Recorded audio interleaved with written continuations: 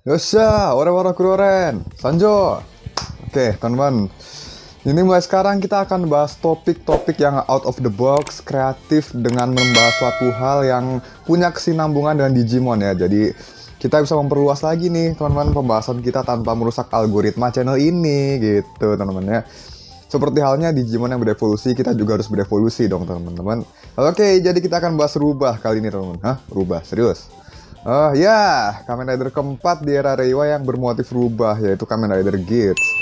Tapi apapun itu, kalau kita mau bahas sesuatu tetap masuk ke dunia digital ya teman-teman. Dan juga ini agak mirip-mirip sama Digimon bertemakan rubah juga sih. Kan ada banyak tuh, kayak Renamon yang paling dikenal tuh, Renamon dan evolusinya, oke. Ya oke lah, kita masuk ke dunia digital dulu. Tempat yang penuh data dan informasi. Yigzo, Digital Gate, open! Oke, sebelumnya info-info ini bersumber dari fanpage Agan Reza Plus dan juga Superhero Max ID ya. Jadi saya ingatkan terlebih dahulu nih, saya ngecek info biasanya di situ dan di situ udah paling akurat sih buat nerjemahin info-infonya ke bahasa Indonesia tuh udah paling akurat di fanpage tersebut sih, teman-teman. Gak bisa dibilang udah terpercaya lah ya di kalangan Toku fans Indonesia. Lagian siapa juga sih yang gak kenal sama Agan Reza, ya kan? Beliau tuh juga salah satu alasan saya pengen jadi YouTuber gitu lah. Oke, kita akan langsung mulai ke pembahasan info officialnya terlebih dahulu, teman-teman. Yang mana baru saja informasinya divalid pada jam 15.00 di hari Kamis 21 Juli 2022 kemarin. Oke, jadi seperti yang kalian lihat dan ketahui, ya, Kamen Rider Geats ini sempat keluar leaknya di lokasi syuting dengan desain kostum yang simple dan berwarna putih. Dan setelah itu muncul lagi leak poster movie Kamen Rider Revised dan Kamen Rider Geats Winter Movie yang akan tayang akhir tahun ini, tepatnya tanggal 23 Desember 2022. Dan logonya seperti yang kalian bisa lihat di sini, Kamen Rider Geats dengan tulisan Geats di belakangnya juga ada, dan huruf A-nya yang di tengah itu berbentuk seperti telinga rubah, kayak huruf A-nya Axel juga, teman-teman. Keren banget, cocok banget sama bentukannya juga ya, teman-teman.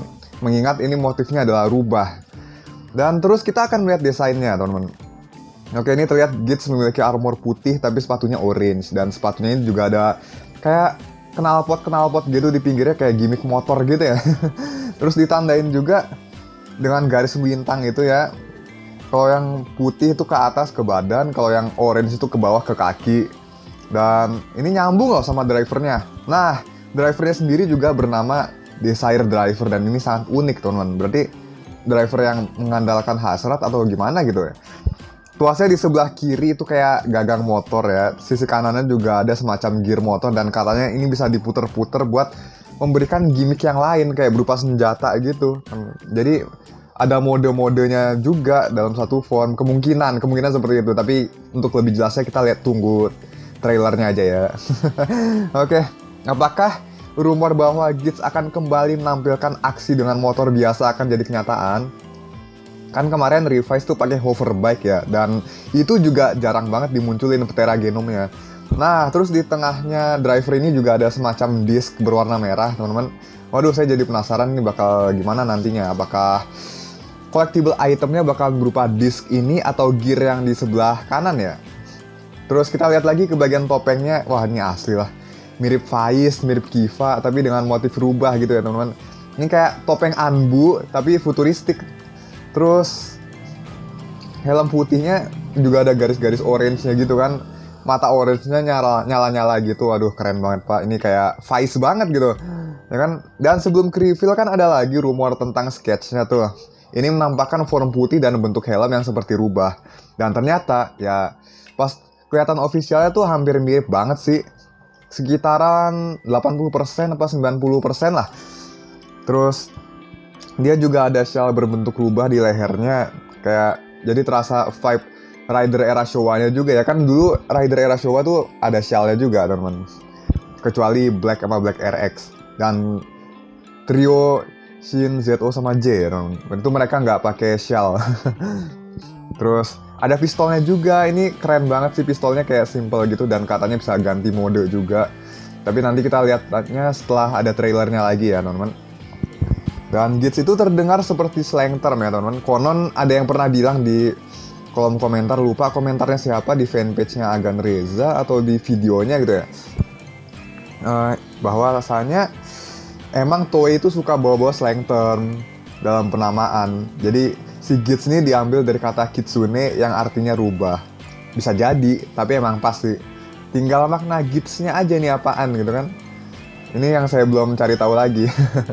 Oke, sekarang soal tayang perdananya. Gits ini akan tayang secara resmi pada tanggal 4 September 2022. Dan penulisnya adalah ya, kalian nggak salah dengar, kalian nggak salah simak teman-teman. Om Yuya Takahashi. Oh my god, yes. Penulis Kamen Rider X-Seed dan juga Zero One ya teman-teman. Ini penulis satu sangat kental dengan tema teknologi dan juga futuristiknya. Tapi ya soal ceritanya, aduh, suka-suka Yuya ya teman-teman.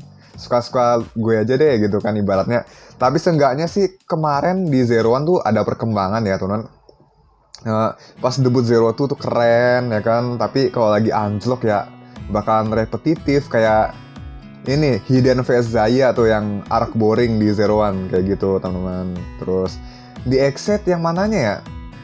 Saya lupa, udah lama gak nonton X-Seed. Padahal X-Seed tuh awal-awal bagus banget sampai episode fenomenal yang hari Natal itu. Terus ini mungkin mendekati Hyper Muteki gara-gara ini feel-nya si Kujo Kiri yang dihidupin lagi tuh jadi kayak nurunin tensi cerita, terus labil SMU apa kayak gitu mungkin ya. Saya lupa soalnya. Udah lama nggak nonton X-Seed juga sih, tapi setahu saya X-Seed tuh nggak ampas-ampas banget kalau menurut saya sih teman-teman. Oke, lanjut lagi ya. Itu kalau lagi anjlok ya bakal repetitif. Ditambah Zero One di nerf sama awal-awal COVID ya katanya. Ini pernah dibahas juga di channel Agan Reza, di mana si Zero One ini harus mengalami pemangkasan episode. Padahal seharusnya ada kejadian begini pun ya staf produksinya juga harus profesional dong. Ini buat disiarkan ke semua orang gitu kan, semua orang nonton gitu. Nah, oke. Kita sudahi dulu, kita lanjut ke sinopsisnya. Ini seru sih. Jadi kita mulai dulu dari awal. Desire Grand Prix adalah permainan untuk melindungi kedamaian kota dari ancaman musuh misterius yang bernama Yamato, yang asal dan tujuannya tidak diketahui. Aduh, ini berarti dari dimensi lain apa gimana? Dan juga Desire Grand Prix itu maksudnya balapan atau apa gitu, ya kan? Ini benar-benar bikin penasaran teman-teman. Dan di posternya juga ada tulisan DGP, mungkinkah singkatan dari Desire Grand Prix ini teman-teman. Ya saya juga sempat nonton videonya Agan Reza yang bahas-bahas tadi sih. Terus setiap peserta dalam permainan berubah menjadi Kamen Rider dan bertujuan untuk bertahan hidup sambil bersaing untuk mendapatkan skor yang diperoleh dengan mengalahkan musuh dan menyelamatkan orang. Oke, ini kayaknya sesuai deh sama perkataannya tentang rumor soal Yuya Takahashi ini ingin menambahkan feel kayak terinspirasi dari Apex Legends sama Fortnite. Berarti kan kayak PUBG gitu ya, Battleground gitu kan. Jadi survivalnya kerasa gitu, survival game. Ini kan misalkan di PUBG ada 100 orang, nah itu eliminasi sampai tersisa satu tim atau satu orang gitu. Waduh, ini luar biasa sih teman-teman. Dan mereka kan dapat skor setiap kali mereka melakukan sesuatu, yang mana ini mengalahkan musuh dan juga menyelamatkan orang. Nah, selain itu, Desire Grand Prix ini adalah permainan di mana pemenangnya diberikan hak untuk memenuhi dunia ideal sebagai hadiah. Waduh, ini jadi kami-sama dong. Singkatnya, dia bisa membentuk ulang dunia sesuai maunya gitu. Berarti kan kami-sama, jadi kami-sama dong. Oke. Dan juga hanya pahlawan sejati yang menang yang dapat mewujudkan dunia yang diinginkannya. Berarti ini hanya satu orang yang bisa melakukan ini. Ya jelas lah. Ini udah jelas banget teman-teman. Karakter utama yang berubah menjadi Gits, Kamen Rider Gits dengan wajah rubah putih adalah seorang pemuda misterius bernama Esu Kyo. Oke.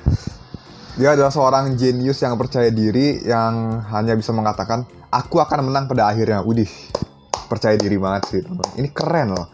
Cuma bisa ngomong, aku akan menang pada akhirnya. Berarti dia akan selalu yakin untuk menang. Oke, siap. Keren. Siapa dia? Fitur besar dari pekerjaan ini adalah banyak Kamen Rider bersaing dalam survival game atau permainan bertahan hidup. Oke, ini udah dapet. Ini sama persis kayak benar-benar memvalidasi rumor tersebut, di mana ini terinspirasi dari Apex Legends dan juga Fortnite. Bukan rumor lagi sih, ini udah official dari TV Asahi. Pas saya baca di fanpage-nya Ganreza, tulisannya seperti itu, source-nya TV Asahi. Jadi udah clear banget nih teman-teman. Oke, lanjut lagi. Ada juga informasi bahwa akan ada banyak Kamen Rider yang belum dirilis, dan informasi tentang Kamen Rider yang akan ikutan dalam perang ini berpartisipasi, item yang harus digunakan sepenuhnya itu apa, dan pemain yang paling mengkhawatirkan akan diangkat satu demi satu di masa yang akan datang. Oke, jadi kita harus menunggu lagi, bakal ada konfirmasi seperti apa lagi di sini teman-teman. Jadi kayak bakal ada rider apa lagi, terus informasi tentang mereka, dan juga item, collectible itemnya apa, dan juga power up item segala macemnya gitu kan. Dan juga bakal ada pemain yang gugur apa gimana, kita juga dibikin penasaran di sini. Wow, luar biasa. Ini jujur fanfic saya jadi kenyataan teman-teman. Saya punya fanfic di fanfiction dan juga Wattpad teman-teman, judulnya Kamen Rider Yunima. Sama persis kayak gini sinopsisnya, dan udah berjalan sekitar 16 chapter ya, tapi bukan dengan Grand Prix teman-teman, melainkan survival game di kehidupan sosial, tapi agak ngawur juga sih. Jadi saya agak gimana gitu mau ngelanjutin, soalnya udah terlanjur berhenti gara-gara kemarin sibuk kuliah kan teman-teman. Jadi nggak begitu mantengin lagi. Rencana saya mau sekalian remake dari awal, cuman bingung ini eksekusinya gimana, apa yang harus diperbaikinya gitu ya kan teman-teman. Oke, sekarang kita langsung masuk ke tim produksinya. Itu ada yang jelas Om Yuya teman-teman, terus direkturnya ada Shojiro Nakazawa dan Teruaki Sugihara, terus action directornya adalah Kei Sugita dari Japan Action Enterprise. Special effect-nya ada Hiroshi Butsuda dari SFX Research Institute, lalu produsernya sendiri ada Chihiro Inoue dari TV Asahi dan Naomi Takebe dari Toei. Untuk productionnya terakhir ada TV Asahi, Toei, ADKM. Jadi itu saja seputar tim produksinya. Saya nggak bahas lebih lanjut soalnya kurang paham ginian. Tapi ya udah ya teman-teman. Langsung aja kita bahas lagi. Karena saya mau bahas ini impresi saya gitu. Oke, itu udah semua untuk info official yang bisa saya dapat untuk hari ini. Jadi sekarang komentar pribadi saya teman-teman, ini keren sih, semua jadi gunslinger karena kan katanya dikonfirmasi oleh TV Asahi bahwa ini terinspirasi dari Apex Legends dan juga Fortnite ya.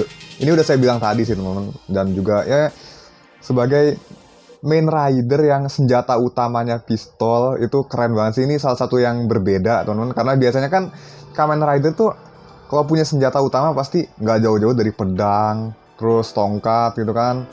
Paling kapak kayak Kabuto gitu kan, kapak, terus Revice juga kapak gitu main weaponnya. Sedangkan ini pistol langsung gitu, beda. Mode utamanya pistol dan itu masih bisa berubah jadi mode lain lagi. Yang mana which is good ya teman-teman. Oke. Yap, beda sekali teman-teman. Dan juga ini beneran bakal jadi kayak battleground gitu dong, berarti kan mirip Apex sama Fortnite teman-teman. Dan gimmick di beltnya juga motor banget, ada gear, gagang motor, sama tengahnya kayak disc gitu, bisa diputer, dijilat, dicelupin. Jadi Oreo. Oke, yap, seperti yang saya bilang tadi, senjata utamanya Gits adalah pistol, dan mode utamanya juga pistol. Beda sama rider pendahulunya. Ini juga Grand Prix-nya gimana? Apakah balapan sambil jatuhin rider lain dan juga Yamato yang ikut serta apa gimana? Ini patut ditunggu sih teman-teman, tapi kalau kayak Apex sama ini Fortnite kan berarti kita harus siap nih teman-teman. Dan juga kalau game-game kayak gini kita nggak akan lupa sama teneneng. Aku maunya yang teneneng. Aduh, teneneng. Oke. Jadi inget Kobo, aduh Kobo, tanggung jawab kamu Kobo. Oke lah. Terus ini juga patut ditunggu dan semoga Om Yuya udah bisa lebih baik ya. Udah ada improve lah paling nggak dari 2 seri sebelumnya, berkaca dari Exit dan juga Zero One ya. Karena saya lihat tuh di Zero One dulu juga udah bagus banget sebenarnya. Cuman di pertengahannya aja yang turun, sisanya mah bagus-bagus aja. Di akhir pun turun alasannya ya tadi awal wabah Covid tahun lalu teman-teman. Yang tahun lalu apa ya? Tahun 2020-an. Iya, 2020. Terus bicara soal rubah nih teman-teman. Kan Kitsune itu rubah Jepang ya. Ya berarti Gits ini bakal kental dengan suasana Jepang tradisional gitu, tapi futuristik apa gimana nih? Ini bener-bener perpaduan yang bikin penasaran. Ini membagongkan banget soalnya out of the box banget gitu. Menarik sih, dari posternya juga udah kelihatan banget boy. Ini latar dunia itu futuristik, kayak kota-kota di belakangnya tuh canggih banget. Dan ada reklame-reklame dari hologram gitu. Dan juga ada tulisan Game Start di sebelah kiri. Dan Desire Driver yang kepotong ini di sebelah kirinya lagi. Oh my god. Ini keren banget sih teman-teman. Kayak nuansa-nuansa cyberpunk gitu ya. Terus rubahnya sendiri ya mirip sama Digimon, kayak Renamon kan yang jelas-jelas Kitsune tuh teman-teman. Terus ada lagi Repamon pakai topeng rubah. Udah Kitsune masih pakai topeng rubah kan lucu sekali teman-teman. Suatu banget lah. Tapi bentukannya Repamon tuh harusnya Kamaitachi sih. Harusnya, dan ini apakah bakal gimana nih si Gits-nya? Bakal gimana? Apakah bawa tema rubahnya sampai sejauh mana nih? Apakah bakal berkesinambungan dengan ninja atau onmyoji ini teman-teman. Oh iya, ngomongin soal ninja nih teman-teman, tahun 2022 ya. Sekarang shinobi nggak ada teman-teman, udah terkonfirmasi. Tapi rumornya kemarin kalau nggak salah ada yang menyebutkan kalau bakal ada rider bertemakan ninja atau shinobi, dan juga third ridernya cewek. Waduh, patut dinanti ya teman-teman. Atau bahkan nanti bakal ada sosok Miko juga. Oke, ini menarik sekali teman-teman. Jadi sekalian nyinggung si Yae nih, teman-teman. Ada banyak lagi. Si Yae Miko, ada Yae Sakura, terus Yae Sakura yang era lampau, yang World Serpent, terus sama Yae Kasumi ini yang baru-baru ini, yang paling baru. Ilon kayak semua beda orang. Third ridernya juga ya masih rumor katanya cewek, teman-teman. Apakah bakal jadi waifu atau apakah bakalan ada tema Miko-nya apa gimana nih teman-teman? Aduh, nantikan saja deh. Aduh, Miko ya ampun. Taunya ntar nampilin maskot bentukannya VTuber kayak Sakura Miko. Good job lah. Apapun itu good job lah, asli. Dan menjadi kunci buat Final Form Gits. Ini masih prediksi saya aja sih. Bukan official, jadi jangan ditelan mentah-mentah ya. Apakah nanti Final Form-nya Gits bakal jadi Kurama atau berhubungan sama Tamamonomae? Ya, kabarnya juga yang saya dengar kemarin sih sempat bikin ketar-ketir juga ya. Ini sempat geger, terutama beritanya sendiri, dimana itu terkait rusaknya segel Tamamonomae. Batunya kayak kebelah gitu kan. Nama batunya Seishoseki atau disebut juga batu, ya itulah. Seishoseki aja yang nyebutnya. Di Jepang juga jadi objek wisata yang terkenal, tepatnya di kota Nasu, di kawasan kaki gunung berapi. Lalu menurut sejarahnya, Tamamonomae itu adalah iblis siluman rubah berekor 9 yang menyamar menjadi gadis cantik. Oke. Ini kita nggak ngomongin FGO ya, BTW. Ini terus si Tamamonomae ini bekerja untuk seorang penguasa daimyo jahat dan berkonspirasi menyingkirkan Kaisar Toba dan mengambil tahtanya. Hingga suatu hari ya dibunuh oleh kesatria bernama Muranosuke. Lalu jasad Tamamonomae ini menjadi batu Seishoseki tersebut. Apa disegel apa gimana gitu ya. Ya pokoknya yang saya lihat dari artikel berita di bawah ini di sini seperti itu tuh tertulisnya teman-teman. Mungkin akan ada lebihnya lagi di Wikipedia ya. Oke. Ya intinya manfaatkan internet sebaik-baiknya untuk mencari informasi teman-teman. Oke. Terus mitosnya orang yang menyentuh batu tersebut akan meninggal, tapi pada tanggal 5 Maret 2022 kemarin, katanya 5 Maret 2022 kemarin, batu tersebut pecah sebelum lewat 1000 tahun. Tidak diketahui penyebabnya, apakah disengaja atau alamiah dari percikan hujan yang masuk ke celah batunya, tapi ini artikelnya sih memperkuat bahwa ini memang dampak alamiah sih teman-teman, karena air hujan yang masuk ke celah-celah bebatuannya terus kebelah gitu aja karena dampak erosi. Ya udah segitu aja lah teman-teman. Oke, makasih udah nonton dan bahas Digimon tapi dikit banget kan. Oke.